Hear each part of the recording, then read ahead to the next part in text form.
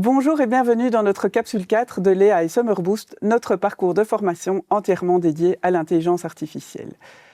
Après avoir posé les bases en parlant des fondamentaux et du prompting, ainsi que de la gestion administrative, nous allons aujourd'hui aborder un sujet très important qui est la conformité. Pour cela, je suis accompagnée de Maître Ernotte. Bonjour et bienvenue. Bonjour, merci. Alors aujourd'hui, nous allons voir ensemble différentes choses. Le point le plus important, je pense, c'est d'abord la base, bien comprendre ce qu'est le règlement sur l'intelligence artificielle. Ensuite, nous parlerons de la responsabilité de l'articulation avec le cadre existant. Ensuite, nous aborderons la transparence qu'il faut avoir dans la relation avec le client et un sujet sensible aussi, les données personnelles et le RGPD. Alors, commençons par le début. Qu'est-ce qui est important dans le règlement? En quoi consiste plutôt le règlement sur l'intelligence artificielle?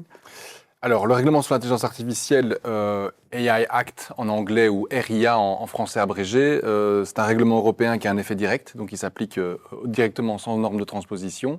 Il y a une partie qui est déjà en vigueur depuis 2025, c'est quand même important de le préciser.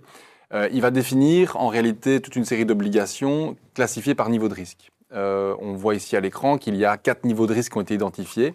Un risque inacceptable, dans ce cadre-là, il est interdit d'utiliser l'intelligence artificielle pour tel type d'usage. Un risque élevé, là, c'est dans certains secteurs un peu critiques, on va dire OK pour utiliser l'intelligence artificielle, mais il y a toute une série de conditions à respecter pour que cet usage soit conforme au règlement sur l'intelligence artificielle. Des risques limités, où là, on va considérer que l'usage de l'IA dans certaines pratiques ne pose pas de risque en soi, mais il y a une obligation de transparence à charge des personnes qui l'utilisent. Et puis les risques minimaux, où là, il n'y a pas d'obligation, et là, c'est entre guillemets en fonction de la sensibilité des utilisateurs.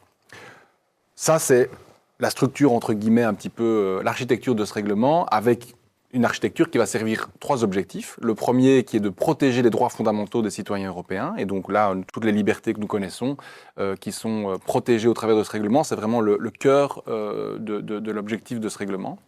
Un deuxième objectif, qui est donc la construction d'un marché unique, c'est en fait harmoniser les règles sur le marché européen pour permettre notamment une égalité de traitement entre les différents États. Et puis soutenir l'innovation, c'est un objectif aussi affiché par le règlement qui est de permettre aux développeurs de solutions d'avoir un cadre dans lequel ils savent qu'ils sont conformes et donc effectivement ça permet d'orienter le développement de ces solutions. Et donc, on a une analyse ici en niveau de risque et toute une série d'obligations à charge des personnes qui vont utiliser ou travailler dans le secteur de l'intelligence artificielle. Ok, tout à fait. Donc, un même outil d'IA peut avoir un régime différent selon l'usage qu'on en fait. Exactement. Et notamment avec les outils généraux, type les modèles génératifs ChatGPT et Claude, où ils savent tout faire. Et donc, en fonction de comment on les utilise, il y a une réglementation à respecter. Ok, très bien. Et quel est l'impact de ce règlement pour nos courtiers, en fait?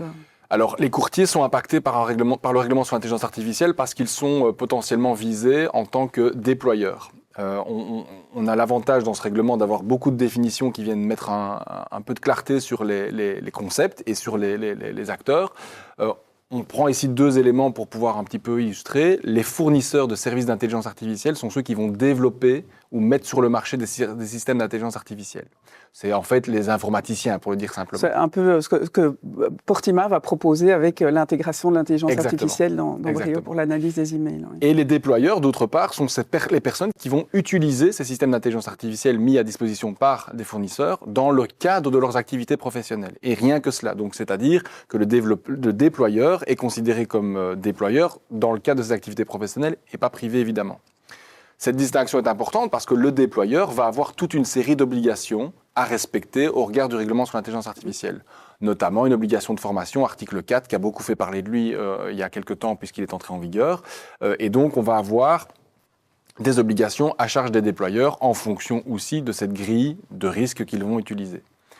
On a des obligations directes et indirectes, par exemple des risques inacceptables. Bon, là, si on prend, pour que ce soit très concret pour nos courtiers, pour les courtiers qui nous regardent, si on prend l'exemple d'un courtier qui refuserait un client sur base d'informations personnelles qu'il a trouvées sur les réseaux sociaux, on pourrait tomber. Quel niveau de risque à ce moment-là ? Dans ce cadre-là, on pourrait considérer qu'on est dans un risque élevé parce que les informations qui sont trouvées vont toucher des secteurs particuliers par rapport à cela, type santé par exemple. Oui. On pourrait aussi être dans un risque minimal et donc là, il faudra voir un peu les informations qu'on peut avoir.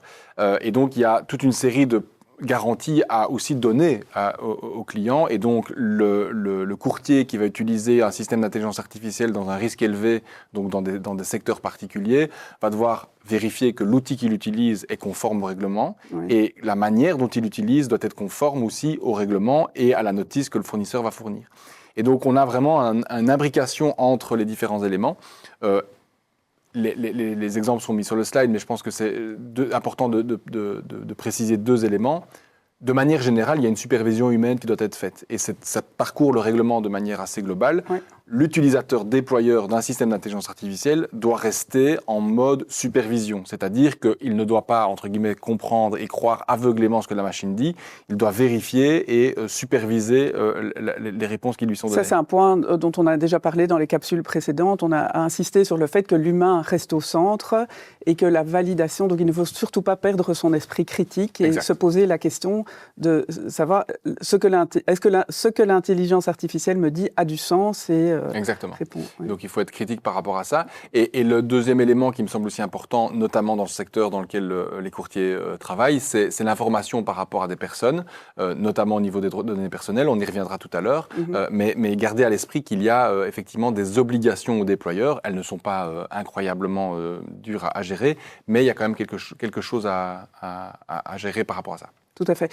Si un courtier utilise un chatbot pour répondre à des questions à partir de son site Internet, on est dans quel... Alors, a priori, on est dans un risque minimal avec une obligation de transparence. C'est-à-dire qu'on doit informer de manière visible et très claire que c'est un chatbot qui répond et pas Virginie, votre assistante en ligne, par exemple, ou François pour être... Et si l'utilisation du chatbot, de l'intelligence artificielle se limite à l'assistance pour la rédaction d'un email, on est dans... On est à mon avis alors là dans quelque chose, enfin pas à mon avis, on est à mon avis, je me répète, on est dans des risques faibles avec une absence d'obligations spécifiques d'information. Alors de nouveau, si on vient utiliser de la donnée personnelle dans la rédaction de cet email, on va toucher alors le RGPD, mais on y reviendra tout à l'heure. Tout à fait, ok. Donc ce qui est important aussi, et ça on l'a dit dans les capsules précédentes, c'est d'avoir une politique au sein du bureau sur l'utilisation de l'intelligence artificielle. On en reparlera après aussi. Alors, quelle est la responsabilité du courtier et quel est le cadre, quelle est l'articulation avec le cadre existant ou quel est le cadre général ? Donc, le règlement sur l'intelligence artificielle ne vient pas nécessairement réglementer les problématiques de responsabilité. On reste dans des problématiques gérées par le droit commun de la responsabilité. Et donc, il y a une couche d'obligations dans certains types d'usages qui viennent se rajouter et qui donc complexifient à certains égards la responsabilité. Mais la coexistence des autres régimes avec le règlement sur l'intelligence artificielle demeure. Et donc, il faudra simplement veiller à respecter, en fonction des usages, ce règlement. En cas d'erreur liée à l'intelligence artificielle, qui est responsable ? Alors ça, c'est la question à 1 million, mais on va avoir ici 3 niveaux de responsabilité qu'on va parcourir ensemble. Le premier, c'est au niveau du règlement. C'est-à-dire que, comme je vous l'ai dit, les fournisseurs ont des obligations, les déployeurs ont des obligations. S'il y a une problématique qui est détectée, on va d'abord vérifier dans la chaîne de valeur qui est responsable. Est-ce que c'est le fournisseur qui a mal géré son outil ? Est-ce que c'est le déployeur qui l'a mal utilisé ? Et donc, sur base de ça, on peut déjà avoir des identifications de responsabilité. Un élément qui est fondamental à prendre en considération, c'est l'article 25 du règlement qui prévoit une responsabilité dans la chaîne de valeur. C'est-à-dire qu'en réalité, si un déployeur utilise un modèle d'intelligence artificielle d'une manière différente que celle que le fournisseur a proposée, et c'est forcément le cas avec des modèles génératifs comme Claude, ChatGPT, Gemini, on sait faire beaucoup de choses avec, et donc on pourrait très vite tomber dans des pratiques qui sont considérées comme risques élevés, et donc dans ce cadre-là, le déployeur endosse la responsabilité générale de cette pratique. Et donc là, il faut être très vigilant par rapport à ça, d'utiliser les systèmes d'IA pour les raisons pour lesquelles ils sont proposés et pas faire autre chose, parce que sinon, on peut avoir des problématiques au niveau de la responsabilité chez le déployeur. Ok, ce serait par exemple un courtier qui utilise une IA qui n'est pas adaptée pour... faire du scoring, par exemple. Du scoring ou introduire des données ou faire une acceptation d'un dossier médical, par exemple. Okay. Effectivement. Et donc là, on tombe dans des outils qui sont généraux, mais qui vont avoir des usages très spécifiques dans des catégories risquées. Et donc là, le déployeur utilisateur, courtier, pourrait avoir un problème de responsabilité. Ok, très bien. Deuxième niveau, peut-être par rapport au client, c'est, je pense, aussi important de rappeler que l'utilisateur déployeur d'un système d'intelligence artificielle ne peut pas s'exonérer de sa faute parce que la machine a donné une mauvaise réponse. Nous sommes toutes et tous, en tant que déployeurs, des professionnels et on doit agir en cette qualité. Et donc, la responsabilité du professionnel dans la fourniture d'un service, d'un conseil, etc., elle demeure au centre du cœur de métier. C'est vraiment le professionnel qui est aux commandes. Il ne pourra pas dire « c'est la machine, c'est pas moi ». Tout à fait. Donc ça, ce serait par exemple le courtier qui pose une question concernant l'acceptation d'un contrat ou des conditions générales. L'IA donne une information fausse et le courtier la valide. On est dans ce cas-là. Voilà, exactement. Okay. Typiquement. Et donc, c'est aussi toute l'importance de mettre en place des protocoles au sein des organisations pour pouvoir aussi gérer ces aspects. Parce que dire vérification humaine, ça veut dire quoi? Et donc, il y a des protocoles qu'on peut mettre en place pour se dire, OK, pour pouvoir valider une réponse qui vient de la machine, il faut passer par telle grille de lecture. Comme ça, on a aussi une harmonisation au niveau organisationnel par rapport à ça.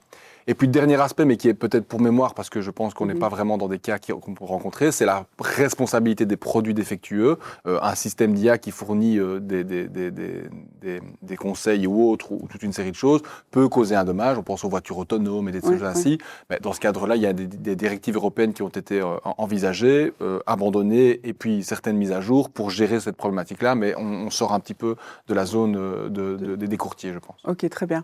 Et quel est le niveau de transparence que le courtier doit avoir dans sa relation avec le client? Alors, dans la mesure où on peut considérer que le courtier va utiliser l'intelligence artificielle dans des zones de risque minimal, il y a certaines obligations de transparence à avoir, mais qui existent, qui peuvent être, entre guillemets, contournées par les exonérations qu'il y a dans le règlement. Donc, il y a une transparence. Et je pense qu'une transparence minimale doit exister, notamment au travers d'une politique de traitement des données personnelles. On pourra en reparler tout à l'heure avec le RGPD. Mais dire clairement que l'IA est utilisée lorsqu'il y a un chatbot, c'est une obligation, entre guillemets, légale, mais c'est aussi, je pense, une preuve de bon sens. Quand on utilise des IA qui sont à haut risque élevé, on a des obligations de transparence. Donc là, c'est pas une possibilité, c'est une obligation. Et puis effectivement, avec le RGPD, on y reviendra tout à l'heure, il y a une obligation aussi d'informer sur les finalités du traitement et les traitements qui sont utilisés en tant que tels. Mais ça, on y reviendra sur le RGPD. Donc il y a un niveau, en fonction des usages, de transparence à avoir. Voilà, donc jusqu'où doit aller la transparence? Donc position maximale, position minimale, et puis alors la position pragmatique. Oui, donc ça, c'est un petit peu chacun qui le sent comme il le souhaite. La position maximaliste, on dit j'utilise l'IA et on le met entre guillemets partout en grand, et c'est peut-être aussi une décision stratégique de marketing. Mais ça devient un peu, ça risque d'être rébarbatif pour le client aussi. Ça peut être rébarbatif. La position minimaliste, c'est de simplement dire je l'utilise que quand c'est obligé de le dire. Et puis la position qui est entre les deux, moi, je pense qu'il y a une certaine forme d'éthique à avoir et donc transparence obligatoire si le client peut penser que tout est humain et donc donner une information qui soit lisible et compréhensible. Tout à fait. Alors, est-ce que la personnalisation du conseil et l'intelligence artificielle sont compatibles ? Alors oui, et je pense qu'en réalité, on doit bien comprendre comment fonctionne l'interaction avec cette machine. C'est que l'utilisateur déployeur va prendre des informations pour pouvoir les donner à la machine et ensuite obtenir une réponse.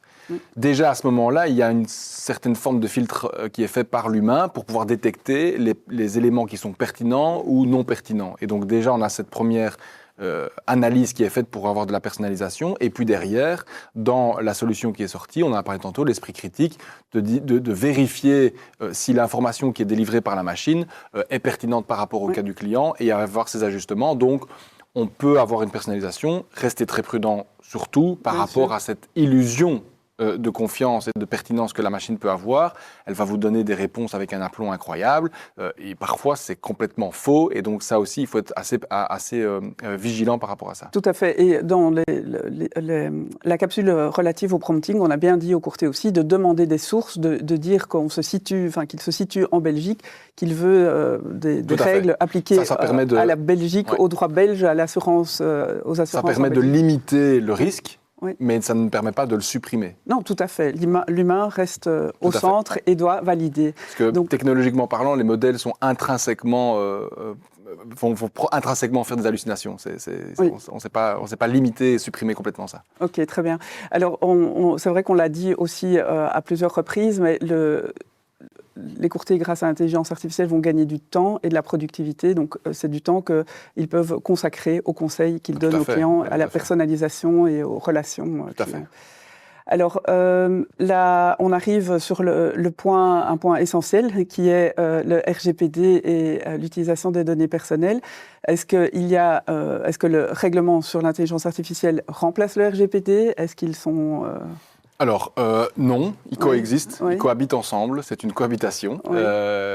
Et donc, le règlement sur l'intelligence artificielle va prévoir toute une série de choses sur l'utilisation de l'IA, et le règlement sur la protection des données va gérer, comme il le gère déjà, la protection des données et le traitement des données personnelles. Et donc, il y a une cohabitation entre ces deux instruments juridiques qui vont devoir être trouvés en fonction des cas d'usage. Et donc, typiquement, si vous utilisez des données personnelles, on est dans le RGPD, avec de l'IA, eh bien, il faut vérifier aussi que les outils soient conformes au règlement sur l'intelligence artificielle. Tout à fait. Et donc il y a une coexistence entre ces deux instruments. Et donc, on peut avoir un même outil qui est conforme au RGPD et non conforme au RIA, et inversement. Exactement. Donc, il faut vraiment rester vigilant à tous les niveaux. Ouais. Quoi. Très bien. Alors ensuite, la question est, faut-il revoir les bases légales et politiques de confidentialité au sein du bureau? Alors oui, dans la mesure en fait, où le fonctionnement du règlement général sur la protection des données, c'est on va traiter des données personnelles pour des finalités. Et donc il y a déjà une détermination de finalité, et puis il y a toute une série d'autres obligations. Donc effectivement, à partir du moment où vous allez traiter différemment des données personnelles, il faut mettre à jour sa politique de traitement de données personnelles. J'utilise l'IA pour faire ceci ou pour faire cela. Je traite des données personnelles, donc je mets à jour les finalités. Ça, c'est un élément important. Quelques petites réflexions qu'on va parcourir par rapport à ce qui est mentionné sur le slide, c'est la notion de sous-traitance. Dans le cas du traitement des données personnelles, la personne qui va utiliser des outils divers et variés est responsable du traitement. Mais il peut avoir des sous-traitants, qui sont donc les fournisseurs de services ou des outils, qui doivent avoir toute une série de conformités par rapport à cela. Et donc aujourd'hui, je prends toujours cet exemple-là, c'est quand on utilise ChatGPT, Claude ou Gemini, parce que beaucoup de personnes l'utilisent, mais ça peut être d'autres choses, ces outils sont considérés comme étant des sous-traitants dans le cadre du RGPD, pour autant qu'on mette de la donnée personnelle dedans. Or, dans ce cadre du règlement général sur la protection des données, il y a une obligation de signer des contrats de sous-traitance pour bien délimiter les responsabilités des uns et des autres, entre le responsable de traitement et le sous-traitant.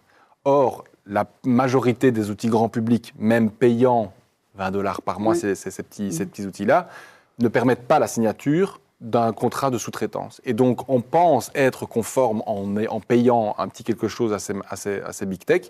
Malheureusement, ce n'est pas suffisant au niveau de la protection des données personnelles. Donc, il faut être extrêmement vigilant à cette situation, parce que dans ce cadre-là, ce sera la responsabilité du déployeur qui n'a pas vérifié qu'il était conforme au règlement européen, par exemple, sur les données personnelles.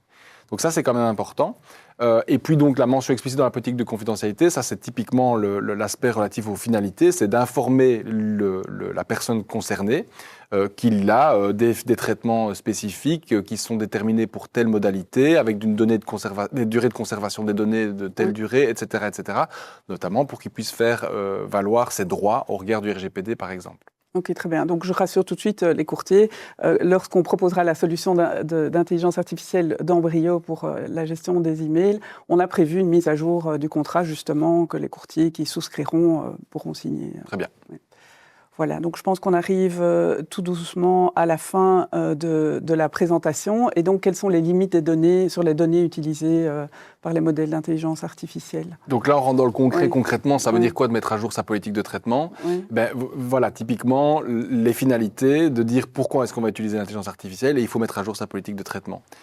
Prendre aussi en considération que certaines données sont sensibles. Article 9 du RGPD, c'est un peu le même raisonnement qu'on a eu avec le règlement sur l'intelligence artificielle, c'est des données qui sont plus risquées. Et donc dans ce cadre-là, elles ont une protection supplémentaire. On va rajouter une couche de protection par rapport à certains types de données. Et évidemment, dans le secteur de l'assurance, ça peut être important. Tout à fait, notamment pour les données médicales, etc. Exactement. Et donc, c'est sur base de ces éléments-là qu'on va devoir remettre à jour ces politiques de traitement par rapport aux outils qui sont utilisés et surtout aux usages qui sont appliqués par rapport à ces outils. Très bien. Donc, pas divulguer, mais communiquer à ses clients qu'on utilise l'intelligence artificielle, ce n'est pas du tout un aveu de faiblesse, que du contraire, c'est une preuve de professionnalisme. Et de conformité légale. C'est une obligation légale, effectivement. Ok, très bien. Mais je vous remercie, Maître Ernotte, pour toutes ces informations. Je vous donne rendez-vous pour les prochaines capsules. Donc là, on entrera vraiment dans le vif du sujet avec le focus Brio et le focus sur Portema Connect et la DIV. À très bientôt pour la suite.